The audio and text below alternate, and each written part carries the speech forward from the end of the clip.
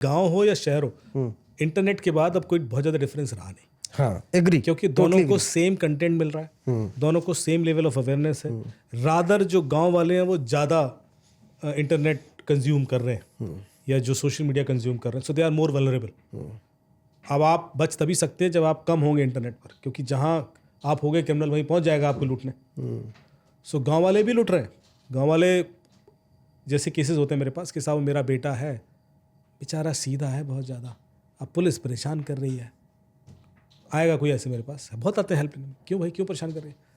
अरे कुछ नहीं, उसका कोई दोस्त था, अब वो दोस्त पे भरोसा कर लिया। क्या कर लिया?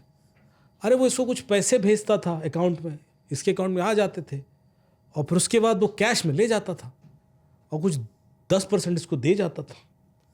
तूने कितना पैसा ऐसे किया? कुछ नहीं, 70 लाख रुपए घुमा दिया। मैंने कहा 17 साल का लड़का है, उसके अकाउंट में 70 लाख रुपए आ रहा है, आपको नहीं लगा कुछ गड़बड़ हो रहा है? तब तो आप नहीं पैसा कमा रहे हैं। अब सीधा हो गया आपका बेटा, तो पुलिस कूटती है। भाई इसको बोलते हैं अपना अकाउंट रेंट पर किसी को दे देना। ये आजकल खूब चल रहा है। गांव वाले इससे क्या करते हैं, जो सीधे साधे, भाई पैसा कमाना है, बैठे बैठे अकाउंट है तुम्हारे पास, हाँ है, बस फिर तुम कमा लोगे पैसा, तुम्हें कुछ नहीं करना है। तो अपना अकाउंट में पैसा आएगा, बंदा आएगा, बाइक से जाएगा, कैश ले आएगा। लोग कर देते हैं और फिर बाद में फंस जाते हैं। वो साइबर क्राइम का ही पैसा या किसी क्राइम का पैसा, वो तो है जिसका भी डिजिटल का पैसा अब जिस अकाउंट में जा रहा है, वो अकाउंट नहीं किसी का होता है।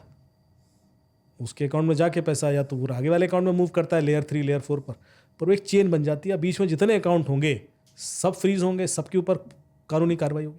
मास्टरमाइंड कौन है डिजिटल अरेस्ट का अब तक की आपके? मुझे मिला नहीं अभी तक। फिर भी कोई किसी का चाइनीज? देखिए, अधिकतर डिजिटल अरेस्ट के केसेस जो अभी हुए वो वहीं कंबोडिया, म्यांमार, लाओस, यहीं से ऑपरेट हुए। और अभी तो एक बहुत बड़ा ऑपरेशन किया म्यांमार ने, 1700 लोग करीब अरेस्ट किए वहाँ पर। उसके बाद ये उम्मीद थी कि डिजिटल अरेस्ट के केसेस कम होंगे, तो फिर हो गए दो।